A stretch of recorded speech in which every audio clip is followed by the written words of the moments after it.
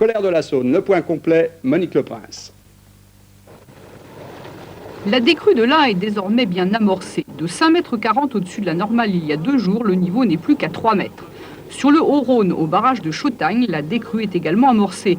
Le débit maximum observé était de 2800 m3 secondes. Il est désormais 2 fois moindre, 1300 m3. Plus en aval, dans le Nord-Isère, le maximum a été enregistré cette nuit, à plus de 6 mètres au-dessus de la moyenne. Les opérations d'aide aux populations menées avec l'aide de l'armée ont duré toute la nuit.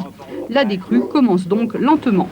À Lyon, c'est sous le soleil que de nombreux curieux constatent la légère baisse de niveau du Rhône, maximum enregistré 3,70 m la nuit dernière au Pont-Morand, 3,40 m cet après-midi. En revanche, la Saône, elle, monte progressivement à Lyon, 3,95 m au pont de la Feuillée. C'est la très forte crue hier du Doubs et de la Haute-Saône qui justifie cette montée des eaux. La région comprise entre Verdun-sur-le-Doubs, Châlons et Mâcon sera sans doute sous les eaux dès lundi. En conclusion, la crue du Haut-Rhône aura été exceptionnellement rapide et peut-être même de l'ordre d'une crue trentenaire.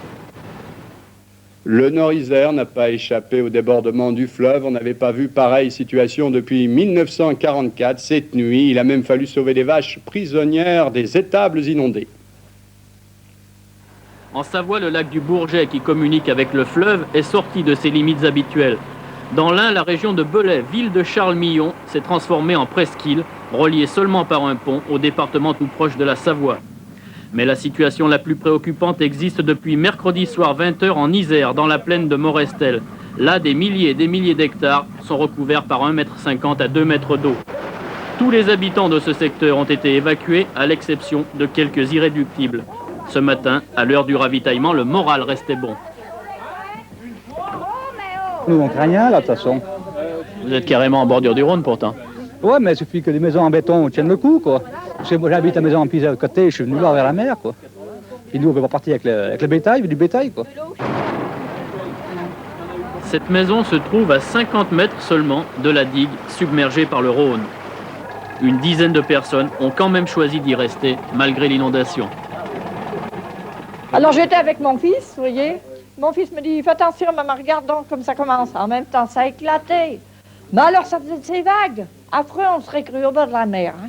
Il n'y a pas eu de victimes humaines, mais il faut évacuer tout le bétail surpris dans les écuries. Un travail de titan auquel participent les nombreux sapeurs-pompiers venus de la région Rhône-Alpes, ainsi que le 4e régiment du génie de la Valbonne près de Lyon. Travail très délicat car les bêtes sont affolées et transies après 48 heures passées dans l'eau. Celles-ci, par exemple, n'ont jamais voulu monter sur le bac gillois de l'armée.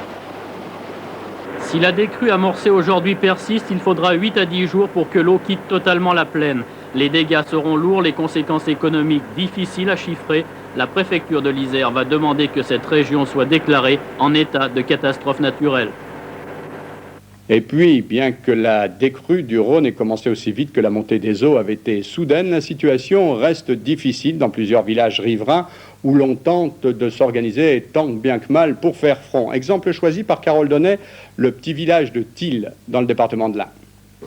Chez nous, nous avons 2 mètres. Ça a dépassé les 2 mètres parce que le portail que l'on voit était complètement immergé ici. Au point de vue des gars, on ne sait pas encore exactement parce qu'on n'a encore toujours pas accès à nos sous-sols. On peut toujours pas y aller, nous n'avons plus d'électricité, pas de téléphone. Nous avons pu sauver nos animaux qui étaient montés au point le plus haut. Voilà, on a hâte que ça se débarrasse, que les dégâts vont être énormes. Et vous, là, cette nuit, vous avez fait comment ? On n'a pas de chauffage, on se débrouille. Hein. Maintenant, on n'a plus rien à manger, plus rien pour les animaux, on va partir pour trouver à manger. À Thil, jeudi, l'eau est montée en 3 heures, envahissant tout le village et interdisant toute circulation. Évacuation, pompage, depuis 2 jours. Les habitants ne savent plus où donner de la tête. Cette crue est la 2e du siècle, disent-ils. Le débit a atteint 3700 m3 par seconde. Alors maintenant, chacun pense ses blessures. Le problème est l'alimentation du village. Donc avec des navettes, avec tracteurs, etc. Donc on va vers l'extérieur. Et puis on alimente les gens en pain, et puis tout ce qu'on peut faire, quoi. Depuis ce matin, en effet, les habitants attendent tracteurs et 4x4 pour traverser. On échange les bilans, sa baguette à la main. Toujours les mêmes mots, on n'en croit pas ses yeux. 2e étape à venir, la reconstruction, le dialogue avec les assurances et l'attente d'indemnité. Une autre histoire. Les responsables de la circulation principale hier après-midi. Aujourd'hui, une pelleteuse est déjà au travail. Canalisation arrachée, cuve à mazout endommagée. Pour le moment, c'est avec les moyens du bord qu'on part au plus pressé. De nombreuses entreprises et commerces ont également souffert de la montée des eaux à Montbéliard, Belfort et dans les vallées vosgiennes. On attend au niveau des assurances, de pouvoir nettoyer, de pouvoir... Moi j'ai ma voiture qui est fichue, elle est dans l'eau. Moi j'ai tout perdu, la voiture, tout, il n'y a plus rien. À Sochaux, 15 000 employés des usines Peugeot sont en chômage technique au moins jusqu'à mardi. Mais la plupart des dégâts ne seront visibles que dans quelques jours.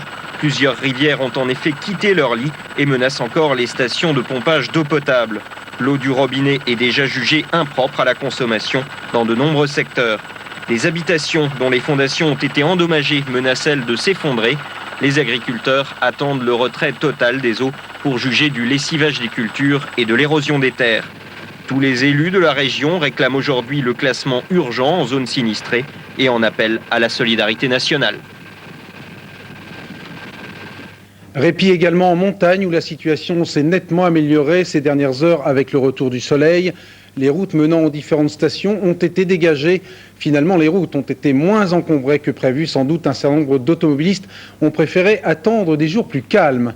Reportage de notre envoyé spécial en